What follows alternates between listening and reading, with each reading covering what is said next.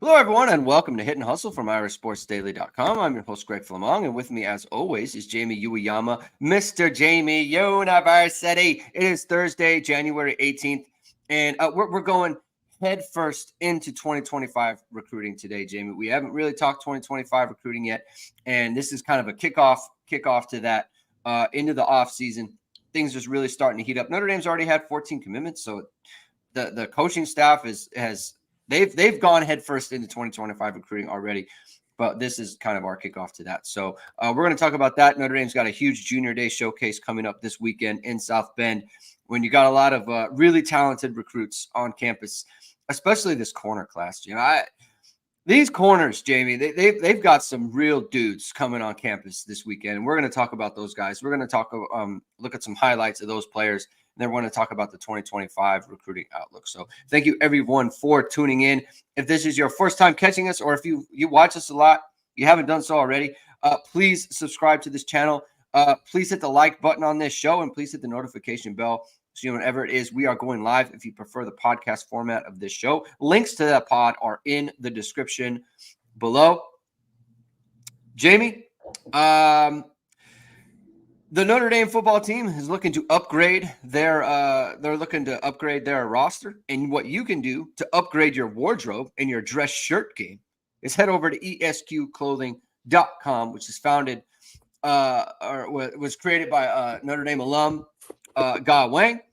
He's created the world's first bamboo dress shirt crafted from high-quality bamboo fabric. It's the softest and most comfortable shirt you'll ever put on. Not only more sustainable than cotton, but also feels cooler. In machine washable. You've seen ESQ's bamboo dress shirt on all of your favorite Notre Dame players and coaches, and it's the perfect shirt for today's business meeting or heading for a night out. Use ISD15 and get 15% off all online items. That's ISD15 for 15% off. Jamie, before we get into who's coming and things of that nature, Notre Dame's sitting at 14 commitments, I believe, on one of the services. I'm not sure if it's 247 or if it's on 3 or what, but they are they're ranked number 1 in the nation, but I think that has a lot to do with volume. I think it's 247 and Rivals. They're both number 1. Okay, so that's good. Where do you see the 2024 class right now, and then 2025. Sorry about that. And where they need to be going, moving forward here. What do they need to add? One, like everybody knows, those where they're ranked, it means nothing, absolutely nothing right now. Right. But I mean, what it does mean is that they're off to a good start. I think that is fair. They're off to a good start, and I think you can look at it from if you're just looking from pure composite rankings perspective, they got 9 4-stars and they got 5 3-stars, right? And I think so that's obviously good, and I know there's other people there. By the way, I should mention too, somebody in the comments last time mentioned don't even respond to Xander Cruz because he's seems to disrupt the show. And I think it's right. If Xander Cruz comes in again, I think we should ban him from the chat, because if he seems to be just disrupting people, and it takes away from the show, and it takes away from the people who want to actually ask questions. So we don't really need that. So I think just making an executive decision there that we don't really need people like that who's doing it. We appreciate him listening to the show. Have fun and listen. Don't come in and disrupt the chat like that. It's unfair. Okay. Anyways, I'll just say that I think the class, is a good one. It's a good start. I mean, I'm a big fan of. I mean, obviously, Deuce Knight is to me when you're kind of building a class, you want to have your quarterback be the crown jewel. That's a very good thing. That's always a good thing. I think he's an outstanding prospect. Super exciting. Has a chance to be one of the most exciting players in college football. I really like the top of the class. I like Ivan Taylor at safety. Mm-hmm. I think Will Black is severely underrated as a potential left tackle. James Flanagan is a really, really exciting tight end prospect. I actually like him better than the previous commitment that they had, Nate Roberts. I think he's a better athlete than him. More potential after the catch. and a little bit grittier too, to be honest. And they have a bunch of quality players in there. Now, I think that you can look at it where there's certainly guys that I would like you're projecting a lot with some of these guys in terms of where they're at. They have certain traits that you really like, but you're like, okay, well, this guy's maybe not playing that position that he's going to play later on. How's he going to fit? Maybe you want to see kind of a little bit more from like the film that kind of translates to what you're going to see at Notre Dame. At the same time, I think it's really notable, and I mentioned this in Six Thoughts today, that there are 8 of the 14 commits worked out at camp.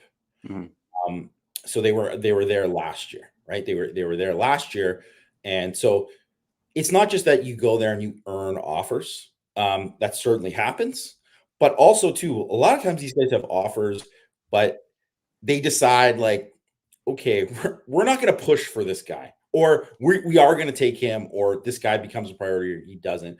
And because you go to camp and you get verified measurables, right? You get testing, you get, like arm length, hand size, all these things that kind of translate to projecting them going forward.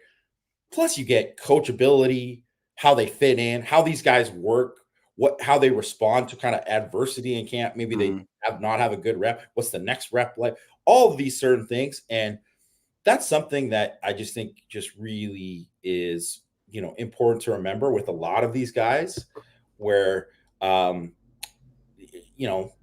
half the class, showed out at camp. And if you look at the previous class, they had 9 total out of 23. So you're already kind of on a, percentage wise, it's way higher percentage. And we'll see. I don't think there's going to be a super high number of guys that are going to be guys who had camped at Notre Dame the rest of the way, because some of these other guys, especially from this junior day, there's still some there, but they're, it's not as many if you're looking at some of these guys, but still it's going to be like, I think, there's a good chance you're going to half the class has worked out on campus at Notre Dame. And I think that's a very good thing. Right. And you want to,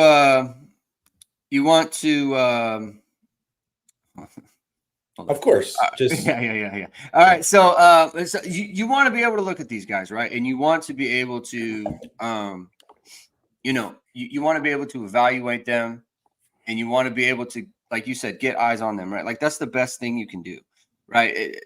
Get them in your situation, and like you said, see how they react to things, and that's how we're gonna.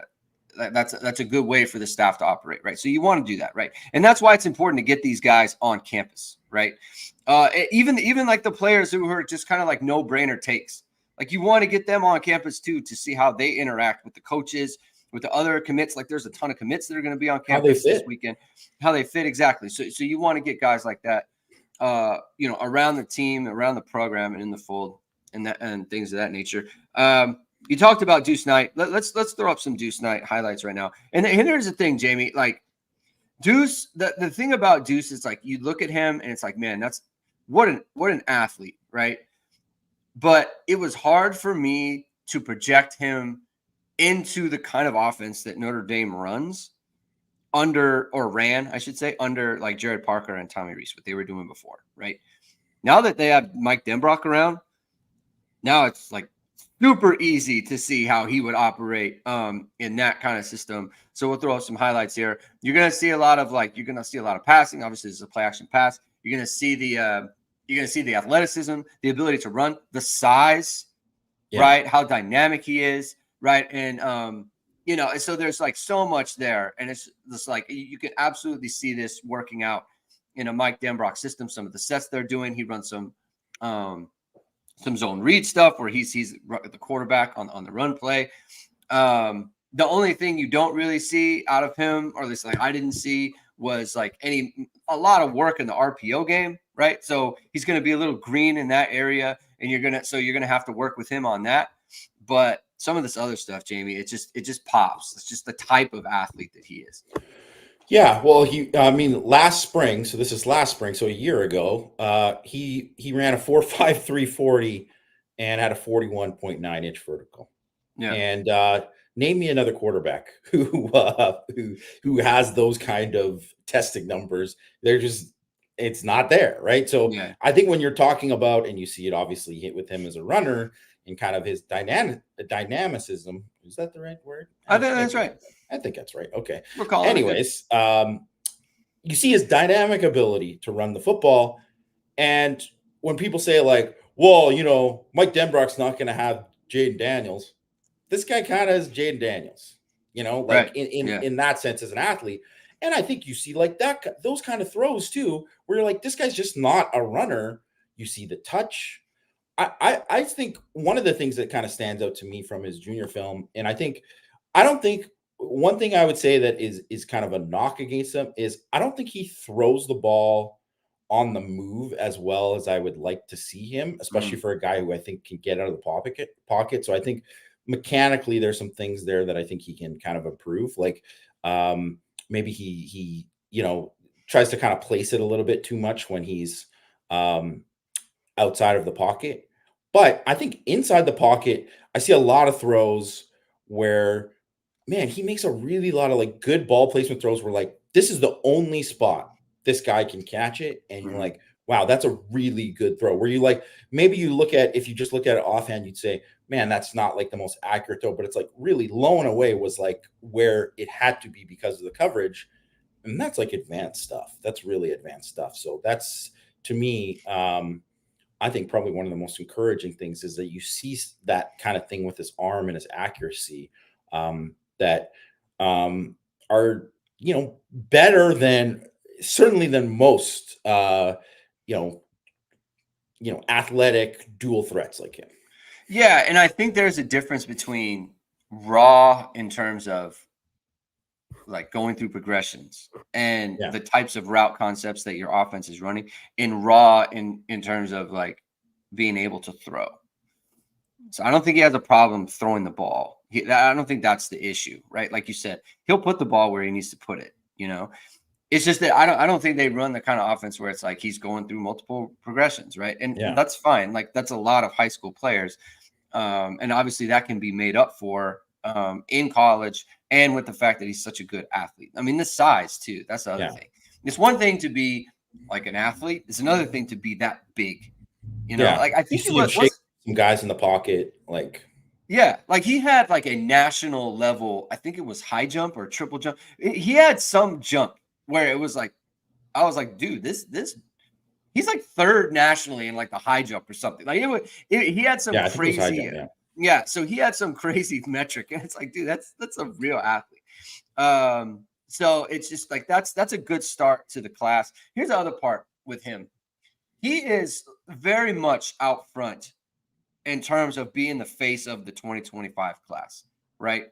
And I think that every class needs someone to be doing that.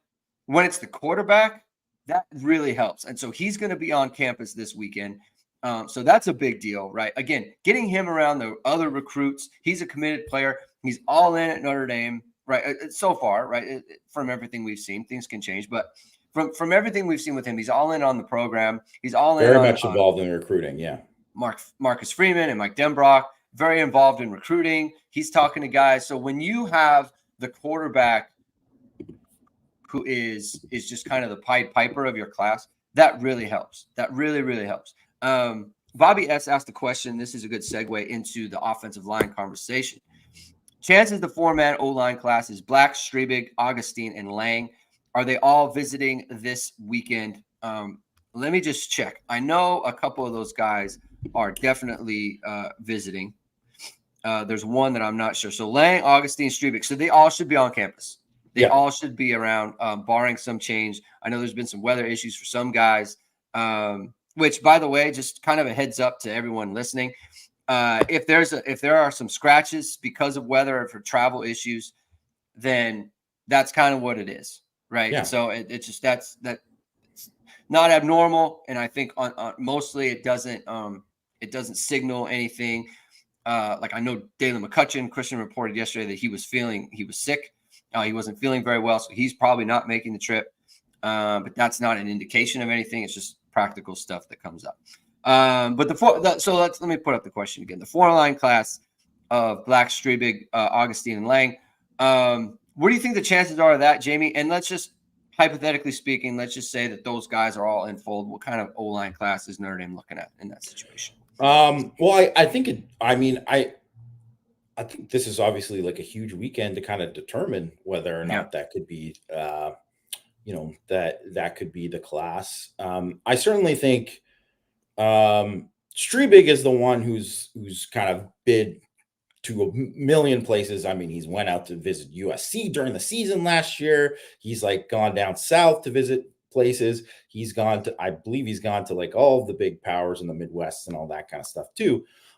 So, he's the guy that if he wanted to kind of shut it down, he easily could, because it's just like he's seen a lot of places, and I think if that's were the case, that could happen. Augustine, obviously, was a guy, was like Will Black, was on campus and earned an offer at that same time. And I think, Christian has reported that Augustine is Notre Dame is doing well with Augustine.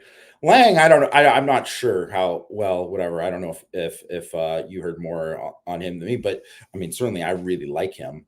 I think this is all those guys are really good. And I think when you look at it, I think there was a time, and I would say this too, if I was going to look at one of the things with like Jeff Quinn specifically, is that he took a lot of guys that, maybe didn't have it was like, well, they need to gain weight, they need to get stronger. It was like, these guys aren't the biggest guys. Mm-hmm. Like, you know what I mean? Like in terms of like super long, 6'7", whatever. Like, yeah, okay, he took Joe Alt, but he didn't take a lot of Joe Alts, or a lot of Blake Fishers.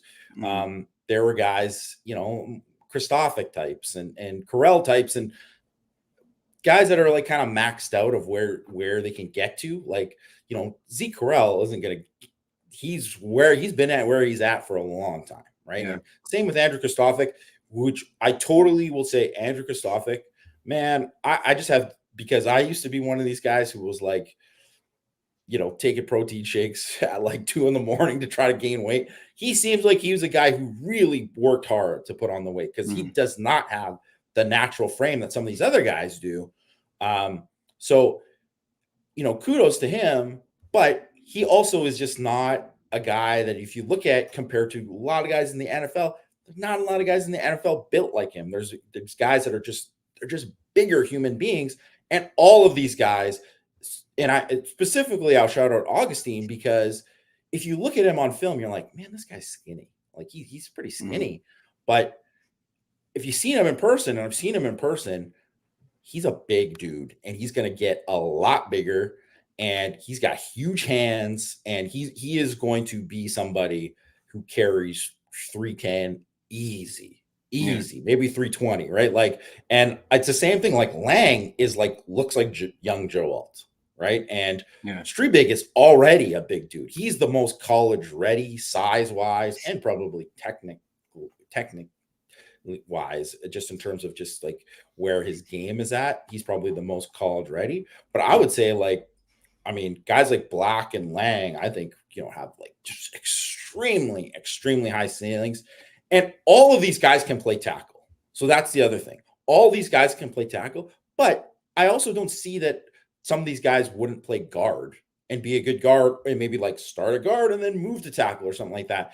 And that's one of those things where you don't want to get caught up in being like, man, this guy can only play guard, or he can never do this. Right. And so I think and all these guys specifically too, if I'm looking at it, this just shows the depth of this class in the offensive line in the 2025 class is so much better than 2024. 2024 is a very weak class overall. And Notre Dame did really, really well getting the guys that they got in that class, because it just was not, there weren't a lot of pickings. You know what I mean? It wasn't a great, it wasn't a deep class.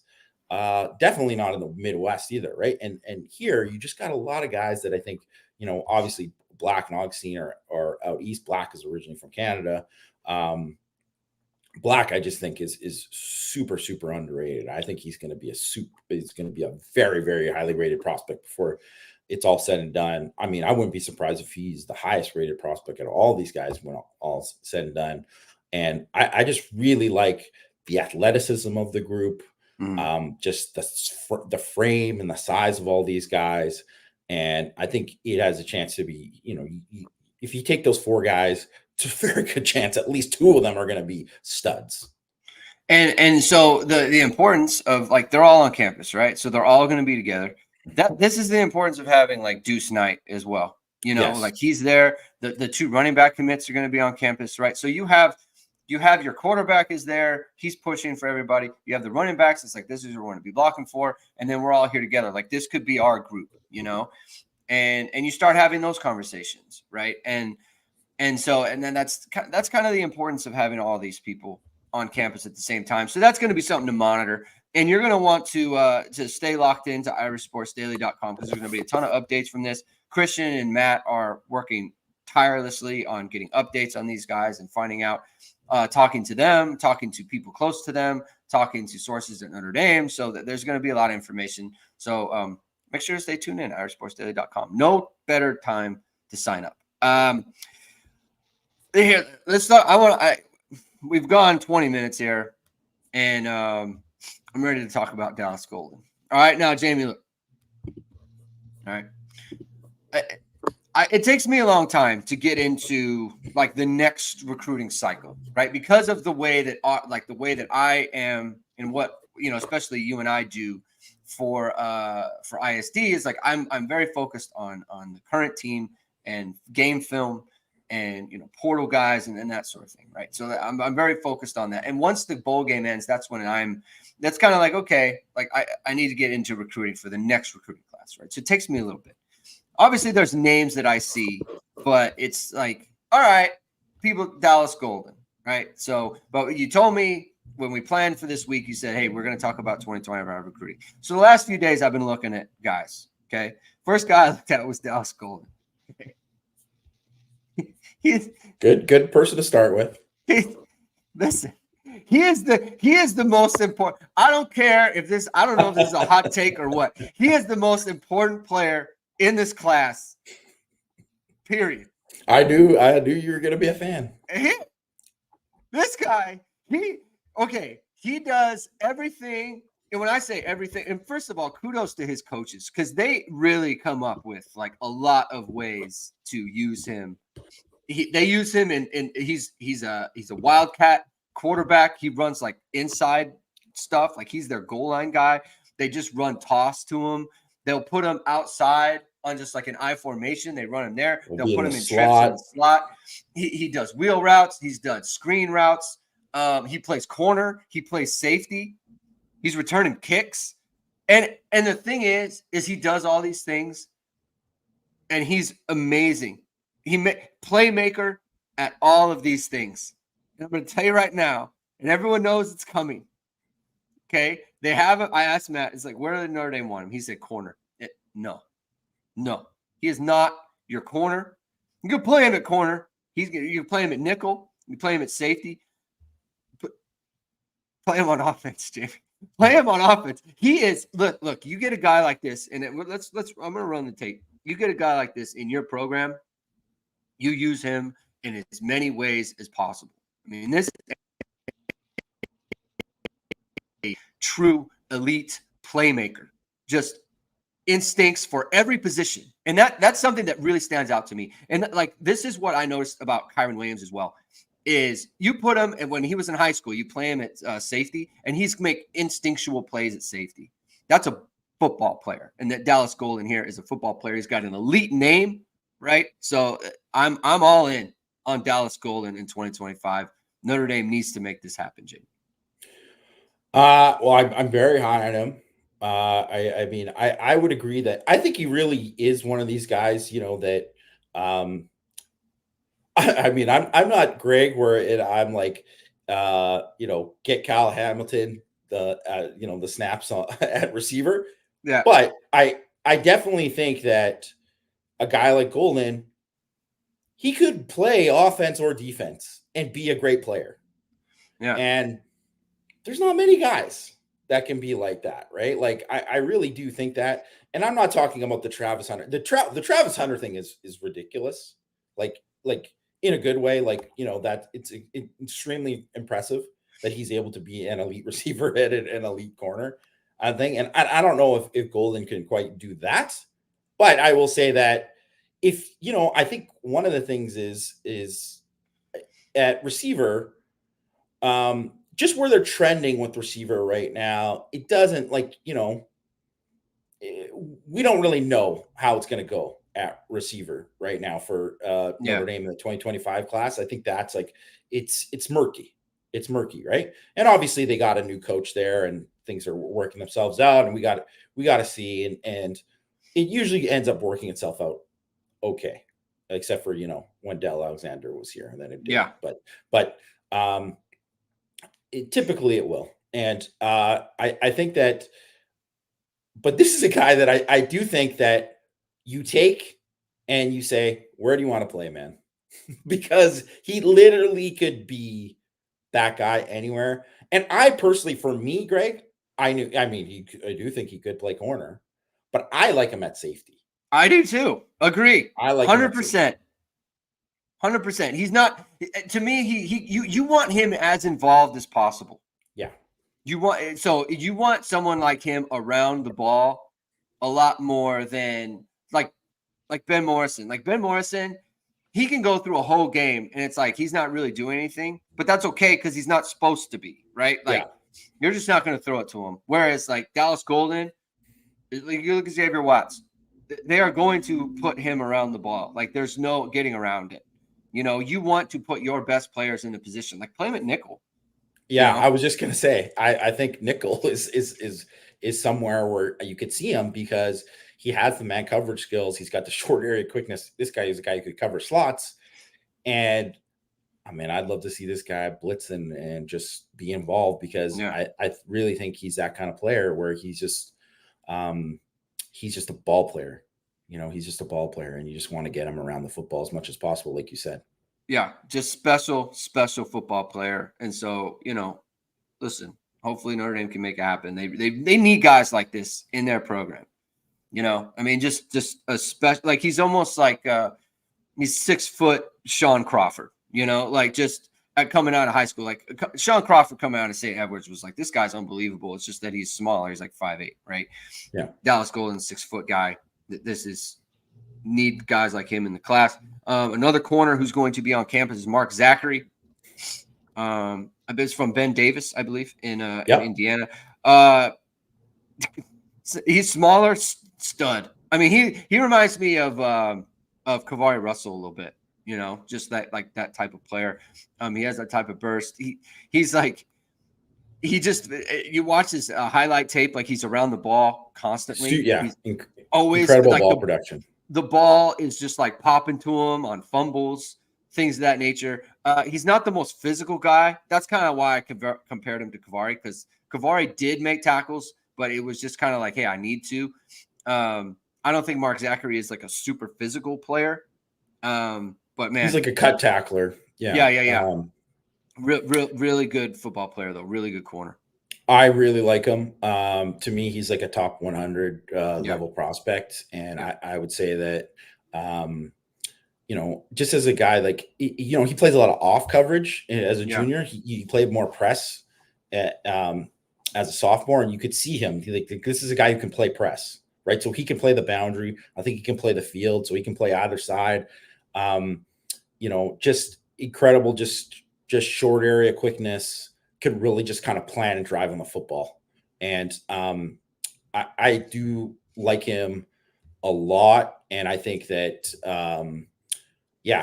here's that play you're talking about where this like, hey, well, here we go. But it just like, this happens for guys. It's like Xbox, right? Where you're like, oh, the ball just happened to me. It's like, those guys are in the right position for a reason, right? It just happens. Some guys just have it, right? Where they can do that kind of stuff. And I really just like his game a lot. And to me, I think he's a very important guy. in the class because one, it's always good to get a local guy, but he's obviously got an offer list where it's a national offer list. It's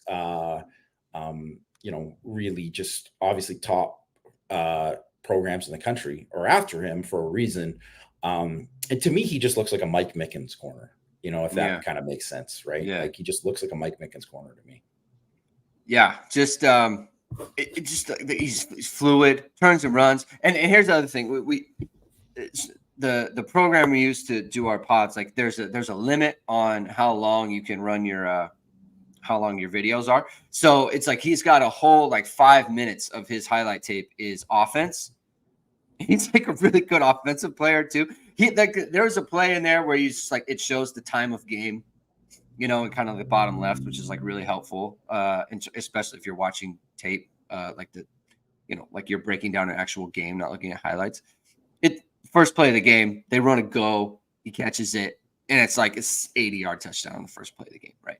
And the thing about him and Dallas Golden, and I'm going to put on Devin Williams here in just 1 second, is these guys can run, legitimately run. We're not talking about he's got good burst here, or he has like a good 3-cone. Like maybe these guys have good 3-cones. I don't know.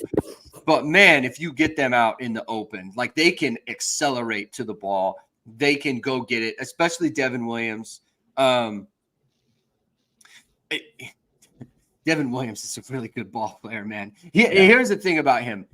Buford, Georgia guy. I can't imagine that Kirby Smart lets him get away.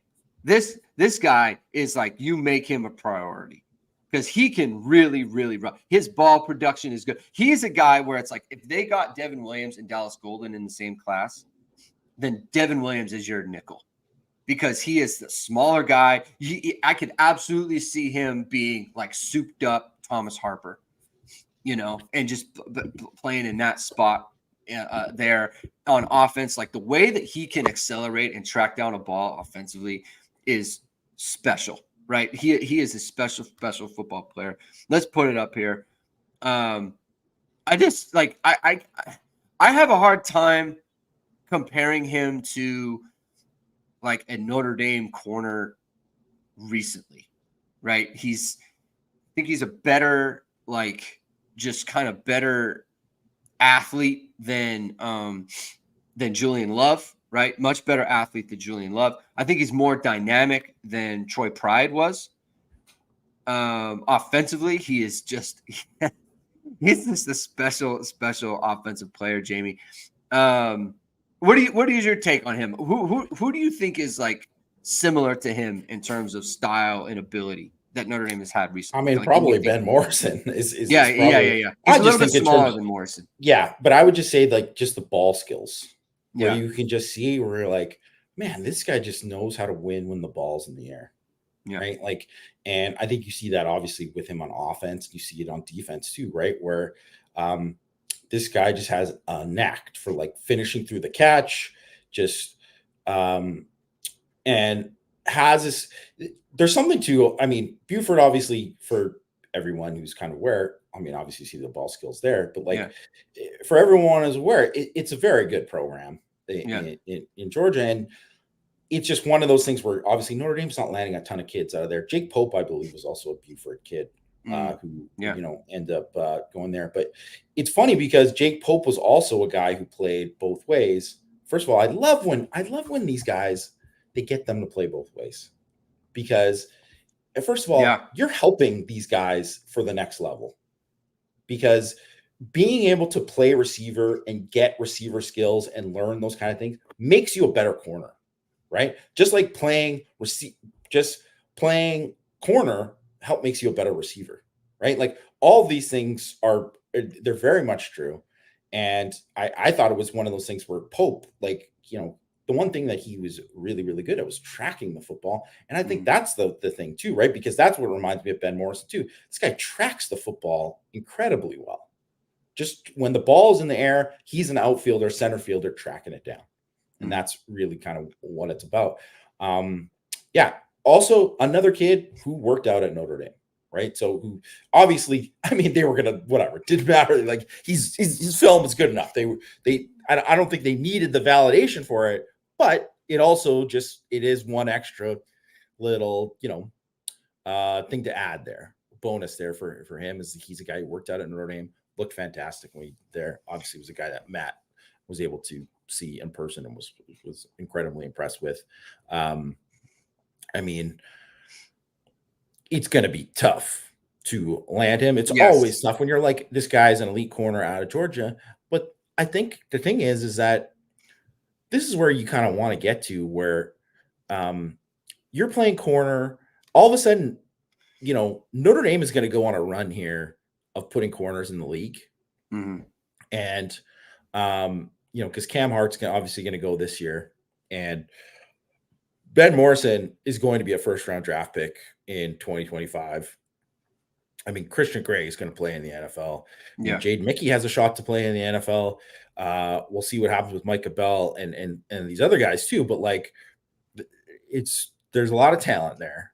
There's a lot of talent there. And I think when you start doing that, it's like Notre Dame really, other than in recent years, other than Julian Love and Troy Pride, not a lot of proof of concept to say like, man, we put these corners in the league. They just didn't, right? They just didn't. And I would say even that like Nick McLeod, who has, playing in the league and was obviously a transfer to Notre Dame, they just didn't have enough guys that you could point to that where you could ever compete with Georgia or Bama or Ohio State and just say there, because if those guys if that's what you're truly looking at, you're looking at, you're looking at things where it's, what's my best thing to get to the league? What are my best chances to get to the league? And if you look at Notre Dame and you say, well, they've only put 2 corners in the league in X amount of years, that's going to hurt you when you do a pros and cons list. And they have a lot. They have now all of a sudden it's going to start adding up. And especially when it's recent, it's just like one of the things that has totally helped Notre Dame linebacker recruiting is like, well, they got 3 guys who won the Butkus in 10 years, right? Like that is a very big deal. That is a very big deal, and it helped them. Having Matt Taiteo helped them land Jalen Smith, right? All these things, and having Jeremiah Wosu-Koromoa help them land the next guys on the list, like Jalen Sneed and whatever, right? And all that kind of stuff matters. And so you hope that maybe that's something that can help with a guy like Devin Williams, because man, is he a fantastic player. And not just the corner piece, right? Like obviously, like because Ben Morrison, immediately comes in and he's balling against Marvin Harrison, right? That matters. That matters a lot. He came in immediately. They put him on the field. He was a freshman All-American. And this last year, he had another great season, right? And so people know about him. People know he's going to be a first-round pick, right? Then you start to look at Cam Hart, the way that he plays, and how he's not giving up passes, right? And then you look at the secondary as a whole, where you have first you have Kyle Hamilton, right? And then you have Xavier Watts. And then you go backwards, and it's like, well, actually, now they also have Julian Love, who's in the league now, and he's making a Pro Bowl, right?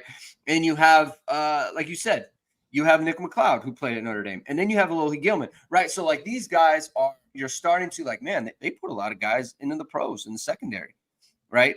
And that matters, right? Then you, like you said, you start building on things, and then you look at Christian Gray. It's like, man, that's a good looking young guy too. So it's like, Notre Dame can develop these people, right?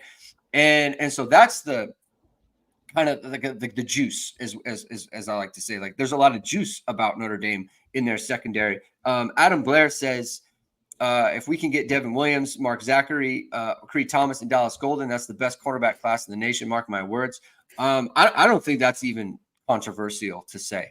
That's not even a hot take at all. That would be amazing. I can't see that happening. If that happens, I will be insufferable, because those. I think so many of those. I think those guys are just special.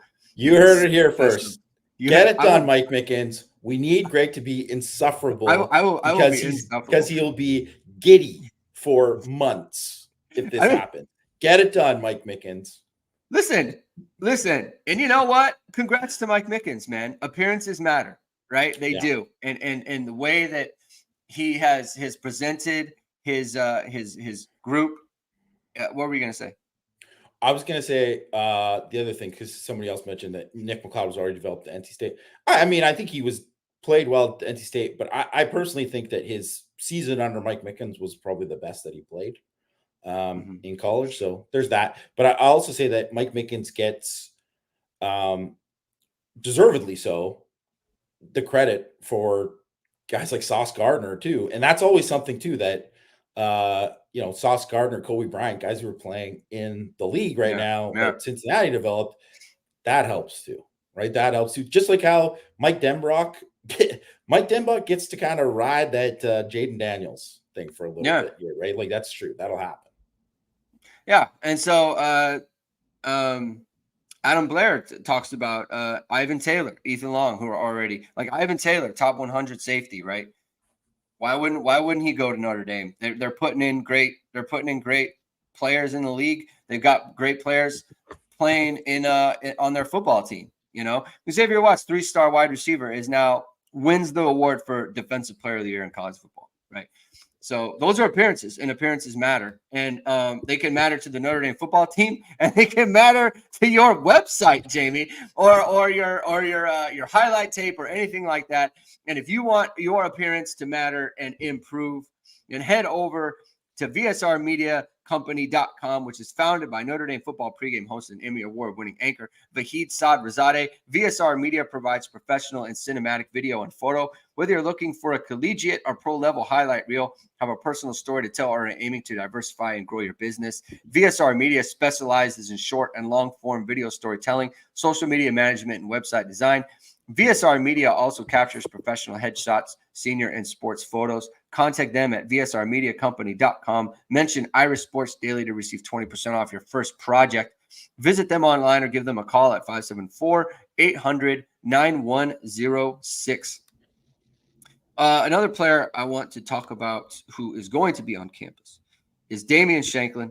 He's a Viper, I believe a Viper candidate from in-state Indiana. And he's someone that I think Notre Dame, do what you can to get this player. We talked about it on the last show. You can never have enough pass rushers. And this is a guy who I think projects now, Viper, could grow into big end. That happens a lot, right? Where it's like, oh, he's going to be a Viper. And then they grow into a big end later on. But maybe he won't. But I think he's got a really good skill set, Jamie. Talk to us a bit about Damian Shanklin, excuse me.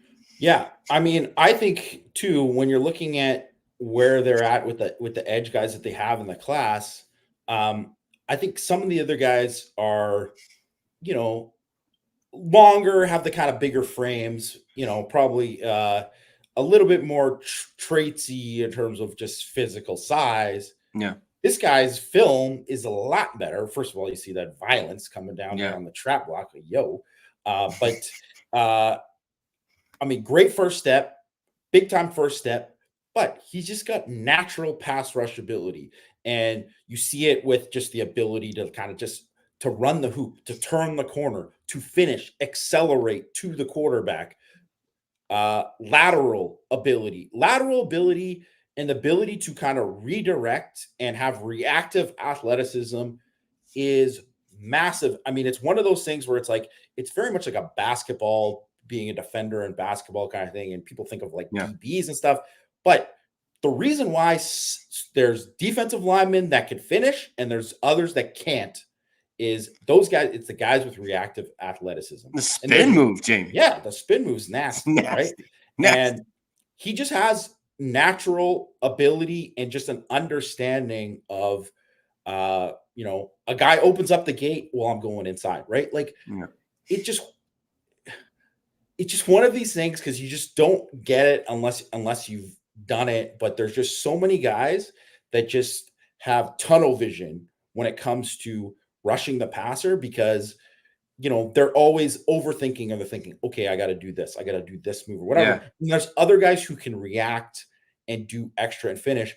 And it's one of the reasons why TJ Watt is one of the greatest pass rushers, really, I mean, in the NFL today, but he's going to be a Hall of Famer too. He's going to be, one of these guys that look back in NFL history and you're like, man, this guy was one of the best to ever do it. And its motor is huge, but it's like balance and finish and acceleration and all these things that help you do that and become better. It's like where pressure turns into sacks. And pressure is always a good thing, but pressure that turns into sacks is even, obviously, it's more huge. That can flip an entire drive, right?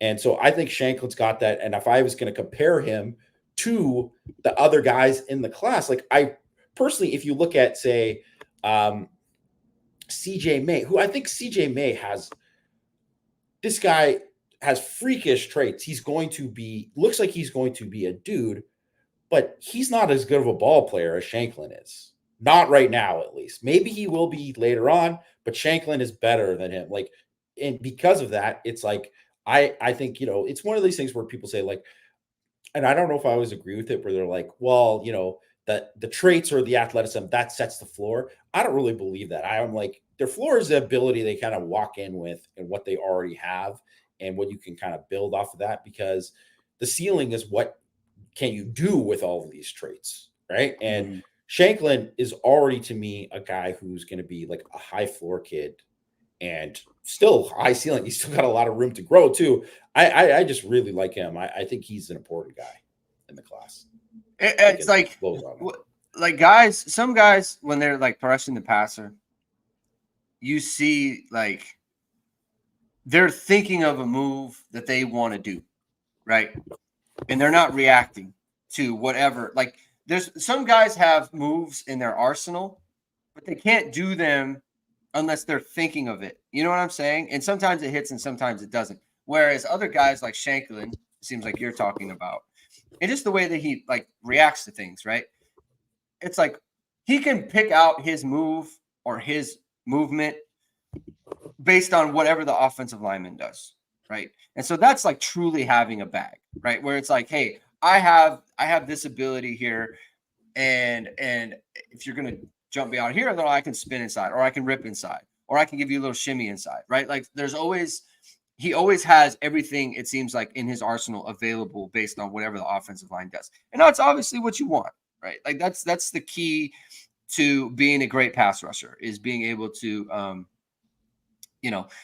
adjust to whatever the offense is doing. CJ May, that you bring up, will be on campus this weekend, so he will be around.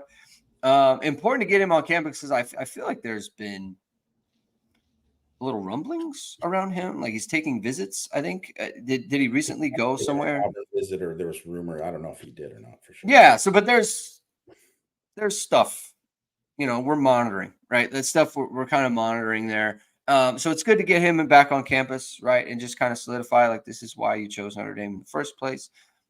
Things of that nature. Let me just look through here. Dom Hulak is going to be on campus. He's already committed to Notre Dame. Davian Dixon will be on campus. He's committed to Notre Dame. We were talking a little bit about the wide receivers. Elijah Burris. We were talking about him beforehand. He's Plaxico Burris' son. He's going to be on campus. What do you like about his game, Jamie? We were talking about it a little bit before. Tell the people what you like about his game. Yeah, definitely. When I saw like Plaxico Burris' son, I was thinking, oh, this guy's going to be like 6'5" and going to be like just one of these guys who high points the football and whatever. And really, he's not that. He's a much different player. And first of all, it looks like this is a guy who's probably learned a lot from his dad, because he's got some polish to his game. I think he's a good route runner. He has good quicks. He's got some ability after the catch. I know he doesn't really have I don't think he's got like a rating from a lot of places right now, but to me, he's a 4-star kid. I think if you watch his film, he's a good player. I like him. I think he's like just an absolute elite prospect. I wouldn't put it in that kind of category, but I think he's a very good prospect, and I can totally understand why Notre Dame would offer. he's just a different kind of player than I expected because he's, 6'1", 190 or whatever he is. He's not 6'5", 210 or whatever that I kind of expected because Plaxico Burress, but he got the quicks from his mama or something because I was really kind of pleasantly surprised by his game. I think him and Burress and McCutcheon, Dalen McCutcheon, who I like a good amount. I like Dalen McCutcheon a good amount. I think there's like a really good like run after catch aspect to him. Yeah. And I think Burress has that a little bit as well. And so my thing is, like, if you liked Rico Flores, then you should like these guys.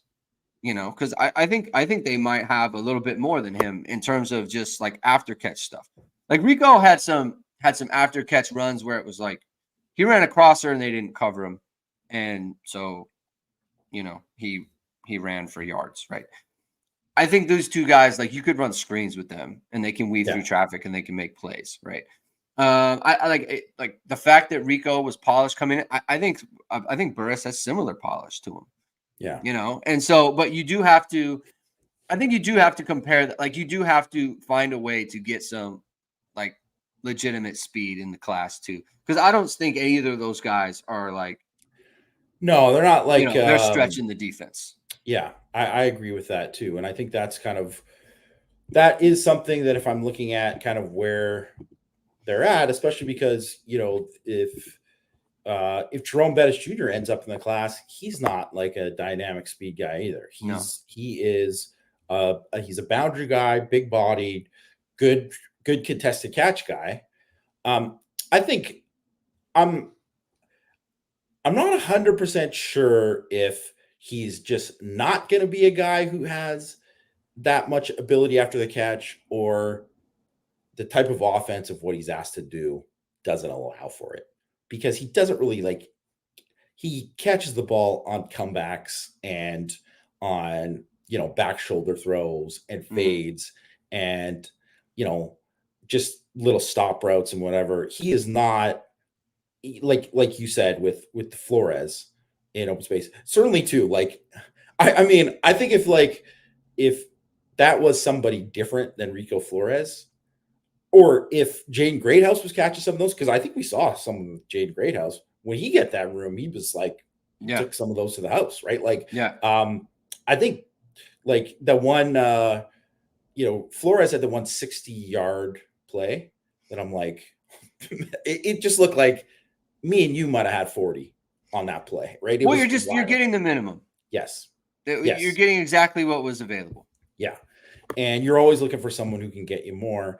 And so I always think that the two most important things to me, and obviously contested catch, I do think it is valuable, but the two most important things to me when I'm looking at receivers and what they can mean, if I'm looking at what matters in today's football in general, is ability after the catch and just flat speed. Ability to separate. Right? Yeah. And obviously there's more to deal with it. There's a lot of technicalities in it. If you're reading any scouting reports on some of these guys, like Malik Neighbors, for example, who's out there right now, it's obviously he's more than just a guy. I mean, he can fly, but it's showing late hands and being able to win at the catch point and things like that are, I mean, a little bit innate, but also taught and whatever. And some of that too. So there's all these other things that can kind of separate you and turn someone who's really, really good into elite. Right. And, those are different things. And I think you got to kind of get there with them, but they just really need, I always think you want to get two dynamic receivers in each class, two guys that you're man, this guy could turn a slant into 60, and without it being a free reign. It's oh, he just got a little crease and gone, right? Because those are the guys that can change a game. They can change a game. They can win you a game because of that, especially when it's tight in some of these games against the best teams you play. So I'm kind of looking for more of that from the receivers. And I think that if you're looking at where things are with the receiver position, I mean, I just don't know how many guys that they've offered that they really have a great shot at, that have that, other than like Taylor, who's like, that's why he's the guy that everybody mentions, like, yeah, he's important, right? Like, they need to get involved with more of those guys. Obviously, it is early, and you gotta kind of wait and see, because you just never know if, like, and it's also too one of these things where you're looking at where you're like, it's unfortunate because it's like, hey, congrats, Mike Brown, you got the job. Now get to work, because you got to do it. Because I don't think like Chauncey Stuckey didn't put Notre Dame in like, and it's not that he wasn't a bad recruiter, because I think he did a pretty good job in these other classes, but he didn't kind of have it set up right now for 2025 for Mike Brown to just kind of walk in and just take this over and just kind of ride along with it. Yeah. I mean, the funny thing is, like, where we see the separation and the like one cut and go, like where we see that is from, you know, Dallas Golden and Mark Zachary and Devin Williams. Like those guys are, if you were telling me they were going to be wide receivers, I'd be like, okay. Like Devin Williams is, you know, not like big, and neither is Mark Zachary, but they have that on tape, right? And that's what you want to see from your offensive guys. I always get worried when I'm watching receiver film. It's like you want to see, like you said, you want to see contested catches, but I don't want to see too many, because if it's all contested catches, then it's like you're not open, right? You don't want to scheming guys open. Guys aren't winning enough. All of that. Yeah, like you're like, I'd like you to be open on some of these, right? Like it should be, I caught it with space and I'm running away from you. That's what you want to see. So, but we'll see how that plays out, right? We'll have to monitor that whole situation. We're going to monitor the happenings over the weekend. So you're going to want to stay locked in to irisportsdaily.com and check out for updates on the commits and how things are going. And, you know, everything from, you know, Matt and Christian covering the junior day over the weekend. So we're going to end it there. Thank you, everyone, for tuning in. Please subscribe to this channel if you haven't done so already. A lot of people who are regular, I could be talking to you, 120 some odd people in the chat right now are watching the show. If you're someone who is a regular and always watching our stuff, but you haven't subscribed to the channel, please do so right now. It's very easy to do. It's free to do, right? And it helps out the channel a lot. Another thing that helps out the channel and our stuff is liking this video and liking whatever video you're turned into. That would be great too. Hit the notification bell so you know whatever it is we are going live. Have a good weekend, everyone. Big weekend for the NFL and playoff games and that sort of thing. So enjoy that. We will talk to you next week, probably a junior day recap, and find out how everything's going with the recruits. We'll talk to you soon. Keep hitting and hustling.